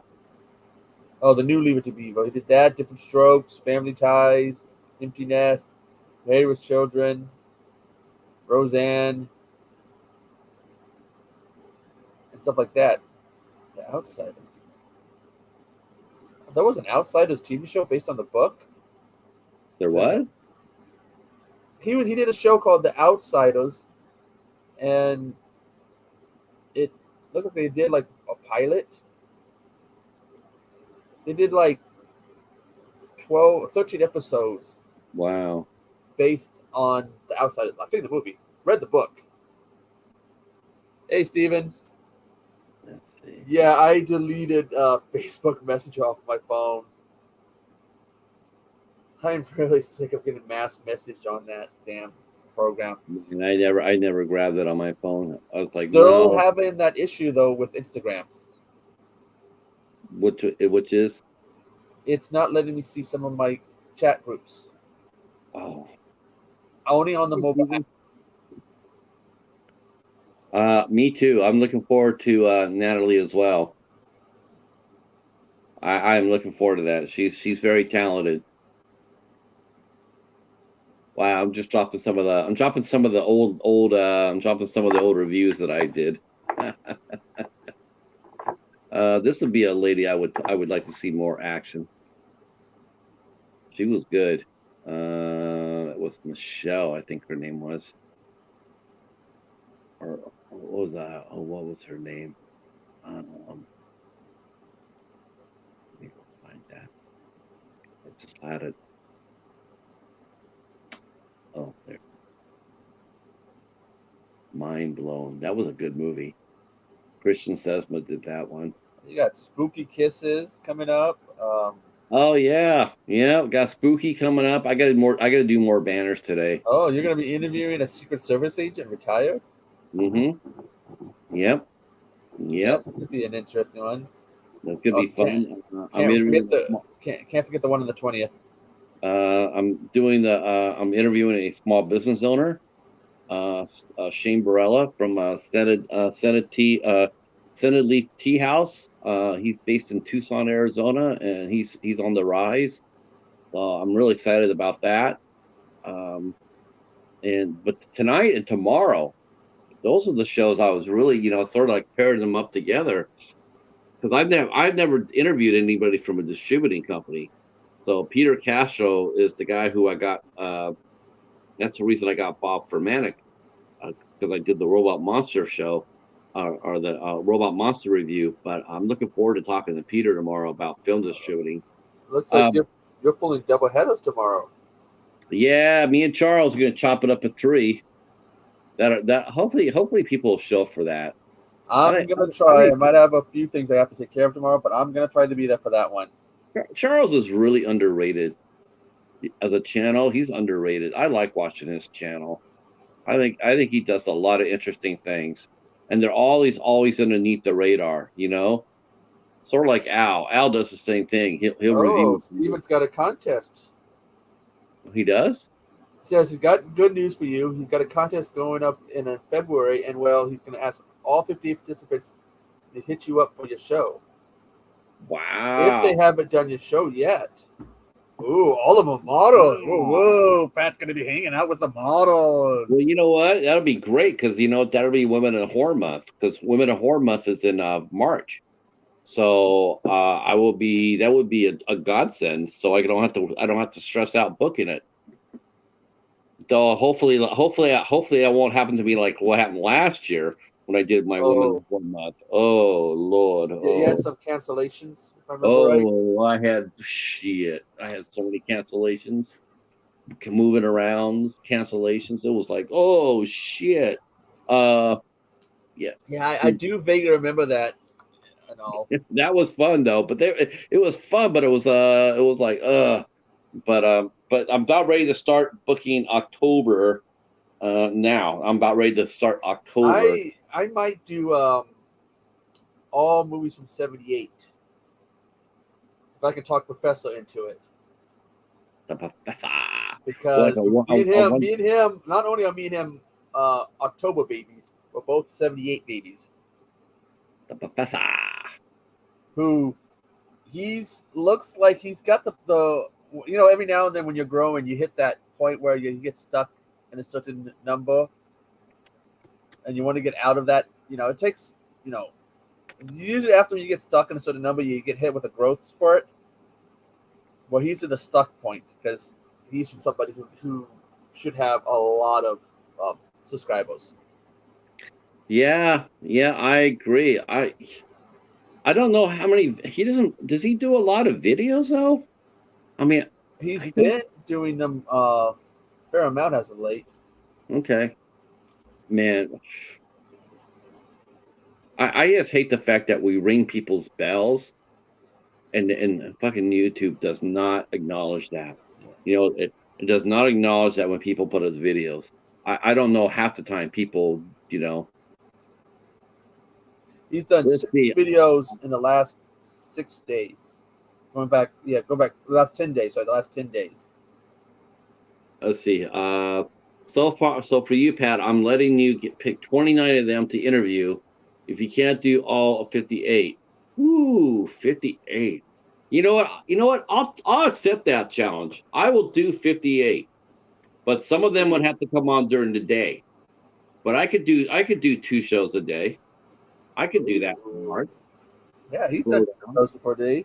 I think you've done more than 2 shows, haven't you? Oh well, you've done 2 shows and been on other people's streams. Yeah, like I was on 2 shows yesterday. I was on a Rainbow Fright show, and then of course my regular show. Yeah, you're like me. You've done you do a stream, and then every now and then you get pulled on multiple streams on the same I don't day. really get asked to go on other streams though. Nobody really comes and asks me to go on their shows. Yeah, but here's the thing, Steven. Right now, I am ignoring Facebook Messenger because I have other people who have been mass messaging me, and so I have to do it during the live stream, and it gets annoying because again, my mom has post polio, so during live streams, I keep my phone audio on, so if she needs something, has an emergency, she can call me. So I get notifications. I don't know if you heard it, but you can hear my phone sometimes, once in a while. No, what he's saying, because he can contact you through Instagram. Yeah. So I even had somebody call me one time on Facebook Messenger during a live stream. I don't know if that was who was it? I was on someone's live stream, and someone freaking called me up on Facebook Messenger.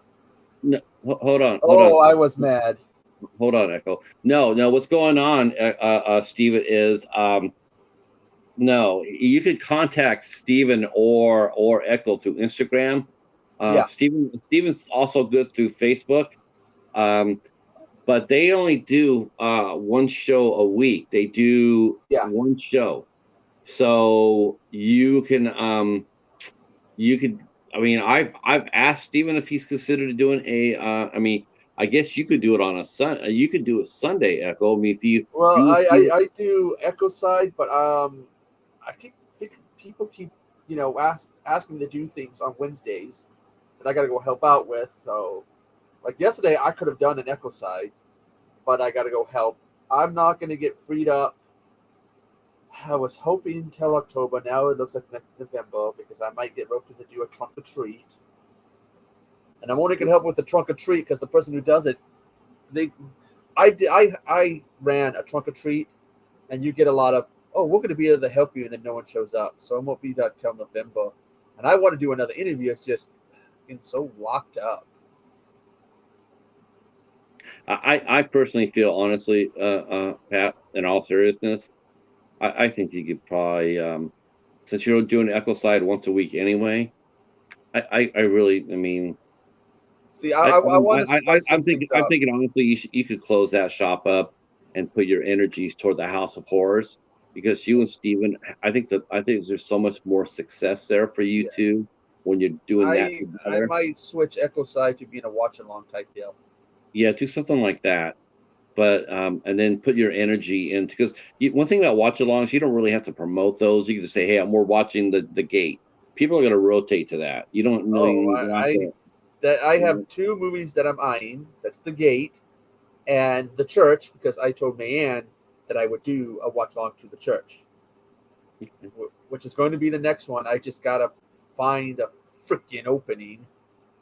Yeah, I would just I would change I would switch the Echo side, to the to that, and then put your energy on Saturdays, Yeah, um, and just you and Steven do that, and then if you needed to, like with what Steven's offering, what you guys could do is like we know that the House of Horrors does a Saturday show, and where Steven hosts that show, but for Women in Horror Month. I think you could actually get away with doing two shows. You could do one show on Saturdays at 8 o'clock, and then and Stephen hosts that show, and then you go ahead and you do the show on Sunday, and you host it on your channel and start at 8 o'clock. And I think you guys could do two shows a week for Women in Horror Month. I think you guys could easily get away with doing that. Let's see, because 58. I mean, I'm sitting there going, yeah, I could do two shows. I could do two shows a day. But reality is, I could probably do. I could probably do. I'm doing well just to do three shows a week. why does that Um, name Zombie Barbie sound familiar? let's see. The Yeah, no problem. CC Anders. Yeah, I'm asking my friend next week if see if I can actually interview his wife as well. See if he's willing to see if she's willing to come on and do a show with me. Um, because my friend Brent is coming on, and yeah, I'm gonna ask when I talk to him on the interview. I'm gonna say would she be willing to do an interview, and if she does, I'll book her. But CC Anders, I alternative model in many magazines. So she probably does a lot of the tattoo magazines and piercing magazines. So that'd be cool. I'm down with that. And Rihanna Nicole and is willing. Okay, Zombie Barbie. Yeah, that's gonna be that'll be interesting. Yeah, I gotta book Hyde Raven Night. Like I said, I'm gonna be booking October. In fact, I probably should start that right now. I got guests. I got And guests. one of your favorite movies is also turning 45 in October. Yeah, but did you see Katie? Did you see Katie's intro for her October extravaganza? Oh, Yeah, did you see oh, it? and there's a movie that you should watch that came out in '78. Patrick. the You know, original. I think Romero or Carpenter did that one, didn't they? Oh, that was an Australian one. Oh, okay. Um, we have not interviewed Jamie yet. I'm waiting for her to come to us because of her health situation. And it looks like that she might be retiring, involuntarily retiring due to her condition. So yeah, I'm gonna let her come to me and let her tell me when she's ready to do an interview. I'm really bummed for her. Her medical condition, she has lupus, and it's just really played havoc with her. Let's see. Megan Audette. Okay, I will interview Megan. I have no problem doing that. Yeah, yeah, I can get some of these. I can get some of these. Some of the people. Steven, I can do October for you. I got dates in October. It's called October Hell. No, that was March. Is it October? Women in Horror Month. I'm not even doing. You know what? Honestly, I'm not even doing that Women in Horror Month. I'm just doing Women in Film Month. That's what I'm doing because it'll be easier for me to get guests. Because if I just try to do strictly just women in horror, that's where I ran into my problems 2 years in a row. You can always call it Oktoberfest with a K instead of a C. Let's see. Morgan. Yeah, Morgan was so cute. I knew she would be though. She's so cute. She really was. She's darling. She was really fun. She was really fun. I'm surprised Casey has yet to come over and bust my chops about that interview. That's all I know. He hasn't watched it yet because if he did, I would have already heard about it because we were cracking each other up talking about Dragon Ball Z.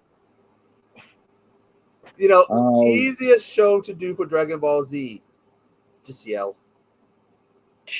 Yeah, that's all you needed to do. If Riley is available, the last couple of times I asked Riley, she was not available. Visual Vengeance is gonna have that movie with Luana Wrigley that I guess is supposed to be rare. Mm-hmm. Scream Queens. There's different documentaries I've seen on them. I need to buy one of these documentaries. Freaking phone's acting. Okay, tell you what. Let me do the show today. In fact, I'll be able to get some. I'm going to be offering dates as soon as we're done with the stream here.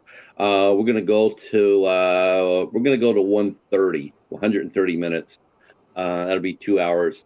So after I do this, I'm going to finish promoting Bob. I don't have too much more to do with that, and then I'm going to start booking October. And I will ping you on Facebook and see how many people we can get to come in and do to come in and hang out with us. And Heather Harlow, yep, I remember Heather. We'll have to see about the. In all fairness to the 31 Days of Horror, I'd have to start right now. Oh, that's what I have to. I have to do my review for that. I'm doing my review for. I'm doing something I rarely do. I'm redoing my review for Night of the Caregiver. I'm going to redo that. I think I need to because I really don't think I gave, even though I thought I did, and I know because I think I want to give more. I want to talk up Natalie Denise and Eileen Dietz. Man, Eileen Dietz was kick-ass in that movie. And and talking with Joe Cornette too, he explained one scene a lot better than me because when I saw the scene, I thought it was a technical error. I thought it was a filming error, and he said no, that was deliberate. It was a plot point. And I was like, oh shit. All right, well then I need to go back and redo that because I'm sitting there going like, why does he look like he's staring off to the side? I was thinking, is he reading a script for that? Did he have a because when the way you see it with him and Eric Roberts, first of all, I didn't think they were in the same set together. I thought they were I thought, you know, it's like Eric's here on one, you know, for one filming, and then on another location there's Joe, you know, and they, you know, because you don't see them face to face, you don't see them in the same shot, and then Eric's talking to Joe's character, right? He's face to face, but Joe's sitting off to the side, and he's talking about, you know, about what's going on with his mom and everything else. I thought it was just I thought it was a technical mistake. I thought, you know, the cameraman missed the shot. And so when I was talking to Joe Cornette, I asked him, and I says, was that done deliberately or was that just a continuity error? He says, no, that was deliberate because I didn't want to face him, and they did the scene face to face. But I didn't want to face him. I wanted to play it sort of a little bit like I was scared. You know, I was like a little bit off him. You know, like, you know, because he's had his own trauma going on, and I'm going like, okay, that makes a lot of sense. Too So, you afraid to know, look at him. yeah, because you know, it would make sense if you're talking to like, even if it was a professional like a doctor or a therapist. I mean, how many times you just sit there and you don't really necessarily look at the therapist. You look away, you look down, you look to the side, you know, because it's sort of uncomfortable because, you know, it is. It's an uncomfortable Yeah. feeling being with a therapist. Even with a And so, doctor, you or could say, even, yeah, or even a doctor, you know, and so it made perfect sense to me. And I'm going like, you know, I probably judged that too harshly. So I need to go back and address that. So I am going to be doing something I rarely do, and I'm going back and redoing my review. Um, and yeah, it would be awesome to get Eric Roberts, but I you, don't know. I don't have any contact with his you wife. see who Asylum is going for now? Because remember, it used to be Tom Sizemore who would save the day. Then it was Eric Roberts. Now it's fucking Tom Arnold. Yeah, Tom Arnold. Because Mecha Bro did that review of the Transmorphers, and I was telling him that they made a third one. And who's the big leader going to save the day? Fucking Tom Arnold. That's just God. You know what? Honestly, after you hear that, you sort of want to grab the shovel and dig up Tom Sizemore. You know, Oh, just dig a hole for yourself. I was gonna say bring back Tom Sizemore, you know, put an artificial heart in his ass and bring him back. I'm No, no. sorry. It's fucking Tom Arnold. I've seen movies before where he's been like the great leader who can save the day, but fuck's Dude, sake. Tom Arnold, I swear to God, if I didn't know better, I would say Tom Arnold was really the lost Quaid brother. The only reason why that guy got any attention is because he used to slip his Mickey to Roseanne. If it wasn't for her, no one would know who he is. Yeah, I'm with you there, Steven. Yeah, I miss Bill Paxton too. Yeah. Man, yeah, I miss him too. I was talking with Knight about that because they were covering Mortuary, and we're talking about that, and um, I was wondering if he had done Mortuary. That must have came after he did Commando, because I think his film debut was in Commando. He played a Coast Guard um, guy doing a radar. That Yeah, was that little cameo. right. I think that was his. I think that was his debut, and then he did Mortuary afterwards. But yeah, Actually, he's been at it since '75. He has uncredited in Crazy Mama. wow, He didn't get credited until Butcher, Baker, Nightmare Maker, also known as Night Warning. really? He didn't get. What year was that compared to Commando? 81, When did Commando come out? 85. He was freaking in Stripes. Bill Paxton? He played a soldier. He must have been an extra. Wow. I'm gonna look up his IMDb because that maybe Wikipedia is lying. Let's see. I keep watching Twister, and friend of mine says, "Come back, Bill Paxton, to every tornado." uh, yeah, Michael Biehn. Yeah, I talked to Michael Biehn. He's a great guy, and we also talked to his wife Jennifer as well. Actually, my interview was with Jennifer, and Yeah, then Michael oh came yeah, he on was during. also in Terminator. Yeah, he came on. He came on in the middle of the interview. That was fun. I never advertised that either in that interview because I told Jennifer when her and I talked and I asked her for the interview. I told her right up front. I said, I'd love to talk to Michael. I really would. I would do that in a heartbeat. But I'm doing this interview with you. This is for you, and so I want to talk to you about your career. But So yeah, he played one of the extra soldiers, probably in the background with stripes. You probably have to every scene where there's an extra soldier, you wow, probably yes. have to pause and close up. But yeah, I forgot he was in Terminator. Who?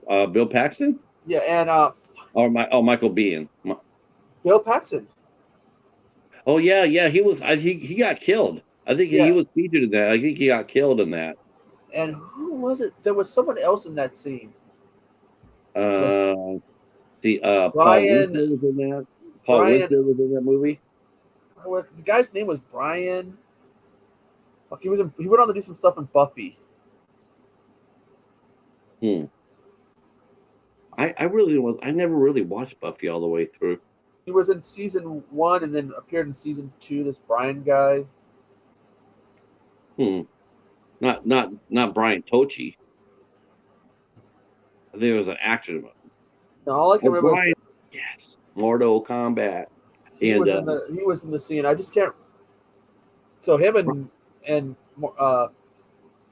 Bill got noticed. I don't know about the third guy in that scene. he did Cobra, but the best movie that Brian Thompson did, honestly, the best movie was called a movie called Miracle Mile. That was a great movie, and his character was amazing. I loved his character in that movie. You know, Uh, okay, think about Cobra. I loved his death scene in Cobra. I have never watched Cobra. I always found it When they so shove him freaking up on the cheesy. hook, and you can hear him when he puts him towards this machine that's supposed to burn things and melt them. You can hear him the whole time. He's screaming on the hook, and then when he goes into the flames, he's screaming "Holy hell!" And it's Yeah, just like, I oh, never watched it. 'Cause I just even back then I thought it was you're the disease, I'm the cure. Oh my god, it's just like fuck that. Can you be even more cheesier than that? Um, but and Brian Thompson, it's an he also did Dr. Mordred. That was awesome. He was the main Pat. bad You got to guy. remember '80s action movies with people like Arnold and Sly in it. You weren't gonna get look at freaking Commando Commandos rock, when when he kills the Command, guy. I have no harsh words for Commando. Commando is amazing. It's so It, much fun. You laugh your ass off at that movie. that's why when I reviewed it for '80s week, I didn't even have to rewatch it. I've seen it so many times. And just remember, Uh, blow some steam off. Don't wake him. He's deadly tired. yeah, I would be happy to talk to Natalie for sure. And it's been way too long since I've talked to Augie. I would love to talk to Augie again. Way too long since I've had Augie on the show. She's so cool. God, she was so pregnant too. Jesus. I was scared shitless of that interview. She was so pregnant. I was telling her, I told her before the show, I said, listen, if you have to go for any reason, you go. Don't sit and tell me about it. Just go. I mean, and then you see her, and her stomach is way the hell out there, and you're just like, oh my god! If you make her laugh too hard, or if or she's gonna have that baby right here, right now. You know, she was. I think she ended up having the baby like 10 days after our show. It was. Oh, I was expecting it to happen today, that day, and I think it didn't. I don't think she gave birth to like 10 days or 11 days afterwards. Oh my gosh, she was pregnant. I was surprised. I told her. I said too. I says, she's on. Because I knew she was pregnant when we were talking to set up the show. And then when I did the pre-show with her, I saw how pregnant she was, and I told her, says, we can wait till after you have your baby if you want to, and if you want to do that. She says, no, no, I'd love to talk to you. I was like, okay, but if your water breaks, please just But she was so cute. Augie was darling. And of course, John Mack, the mighty John Marie Mack, super fun, super fun, super fun. Nice person, nice lady, good actress. Great actress. Yeah. I watched her in Super Tanker. Did you see that movie yet? A super tanker. Not sure. No. Shh. Well, Yeah, Pat. yeah. You could ask her. You could ask her about that, Stephen, about that Yeah. interview. How Pat. nervous I was. That was Pat. probably the most nervous I've been with anybody I've talked to because she was so pregnant. I can see you. Well, Pat, I gotta finish getting ready for my doctor's appointment. Yeah, I got to get out of So here yeah, too. I'll catch you later. Thanks, man. Take care. Yeah. I have to I'm gonna go go ahead and get my injection. be careful.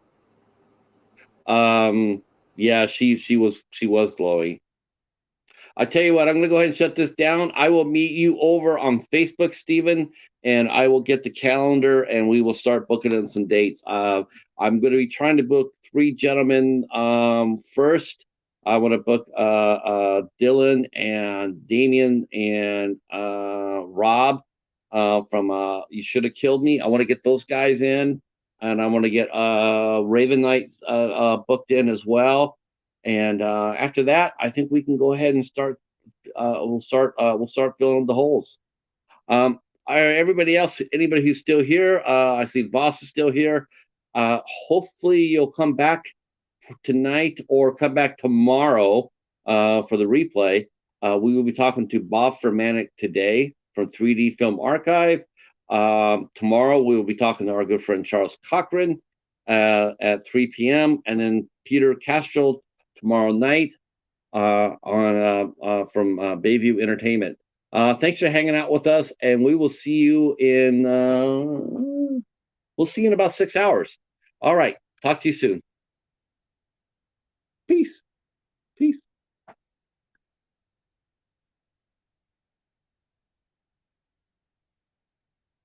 Oh, my phone is so crazy.